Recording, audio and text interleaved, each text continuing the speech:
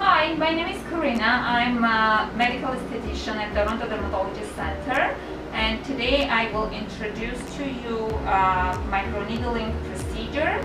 Today we are going to do dermaroller microneedling eDermaStamp, which is FDA approved, and this treatment, how we are starting. Usually we put the numbing cream, and then after I will say 20 minutes, numbing cream is removed, and we will start the procedure.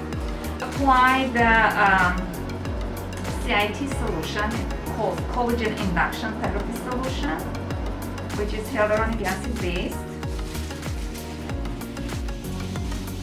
and then do the circular movements, and we'll get to the point when it's slightly redness and pinpoint bleeding is seen, and then we apply a little bit more and move to another section, and we'll do the same all over the face. Another treatment that we can do, it's called PRP microneedling, which stands for platelet-rich plasma.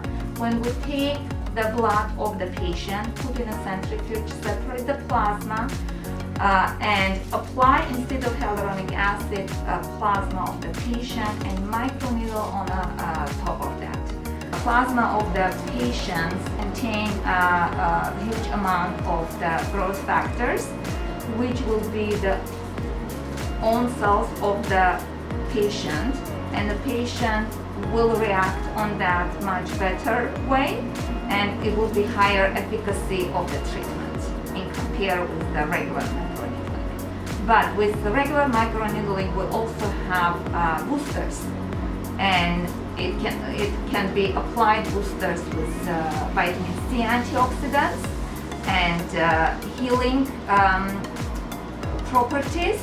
That one is the second booster, and the third one is acne, for acne patients, and the fourth booster is like artificial growth.